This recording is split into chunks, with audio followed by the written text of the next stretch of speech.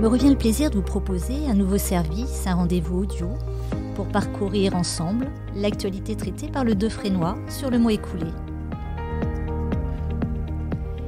Et c'est avec bonheur qu'en ma qualité de rédactrice en chef, je vous invite à me suivre pour ce premier podcast mensuel de la rédaction du Defrénois.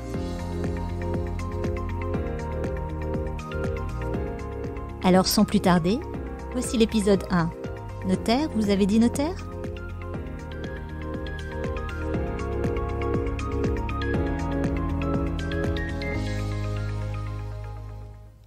La raison d'être du notariat a été dévoilée par le président du CSN, maître David Ambrosiano, le 23 septembre 2021, lors de la séance d'ouverture du 117e congrès des notaires.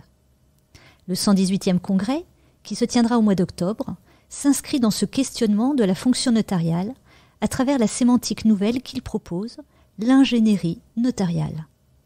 En effet, il ne s'agit pas ici du seul accompagnement des clients lors de la rédaction d'actes qu'ils sollicitent, mais pour l'ingénieur notarial, d'anticiper les difficultés à venir grâce aux conseils sur mesure qu'il dispense. Il en va ainsi de l'ingénierie notariale au service du projet immobilier, la première commission du 118e congrès analysant notamment le consensualisme comme source de contentieux dans la vente immobilière.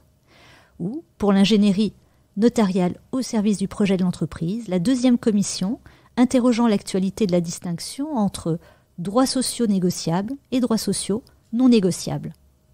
L'évolution de la société, les missions nouvelles assignées au notariat, témoignent de la nécessaire adaptation de la profession. L'assistance médicale à la procréation en constitue un exemple, puisque la loi bioéthique du 2 août 2021 a renforcé le rôle du notaire. Par ailleurs, tout un pan d'activité, encore trop peu exploré par certains, est mis en lumière par l'actualité législative.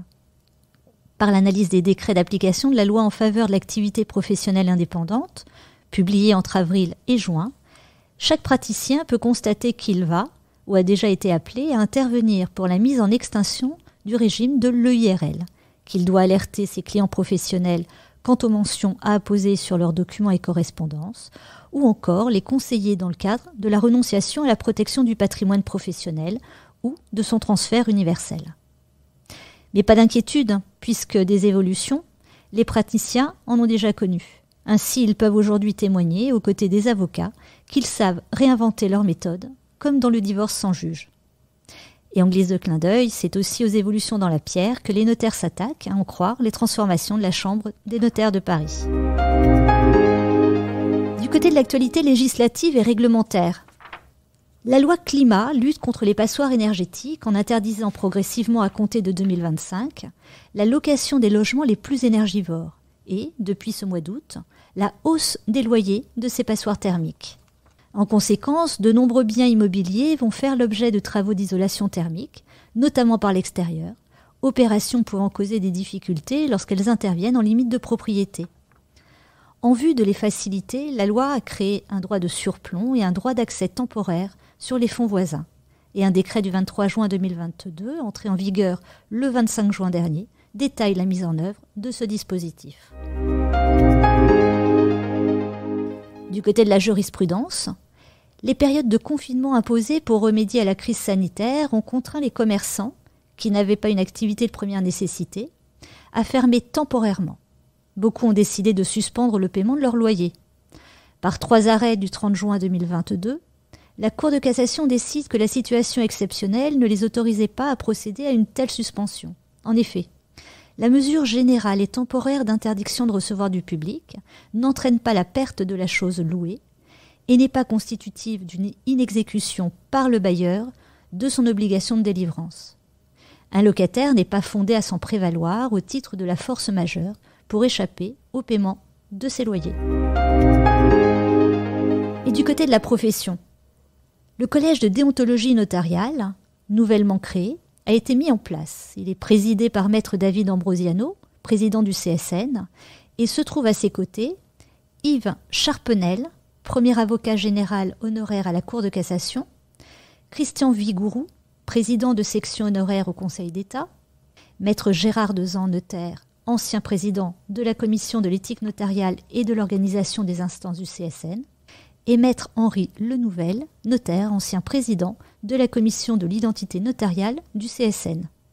Prévu par la loi pour la confiance dans l'institution judiciaire du 22 décembre 2021, un décret du 13 avril dernier en définit l'organisation, les missions et le fonctionnement.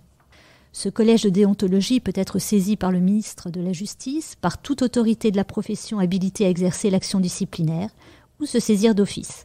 Au cours de sa première séance, qui s'est tenue le 6 juillet dernier, le collège de déontologie notariale a examiné un avant-projet de code de déontologie qui devrait être adopté dans les prochains mois afin de rendre plus accessible au public le corpus de règles applicables. À suivre donc. Si vous souhaitez approfondir tous ces sujets, je vous invite à consulter en ligne sur la base Lextinso ou à feuilleter dans nos publications papier ou sur le kiosque lextinso.fr tous les articles publiés au Deux Frénois et au Deux Frénois Flash, sous la plume notamment de Maître Valard, Pasquier-Mignot et Hillet, qui constituent l'équipe de la première commission du 118e congrès, de Maître Aumont, Thibert Bellaman et Mrose pour la deuxième commission, de Maître Darmé-Longuet, de Messieurs Brignon et Léra, de Maître Meyer et Berdereau, et de l'équipe de la rédaction. Merci à tous de nous avoir suivis. Au revoir.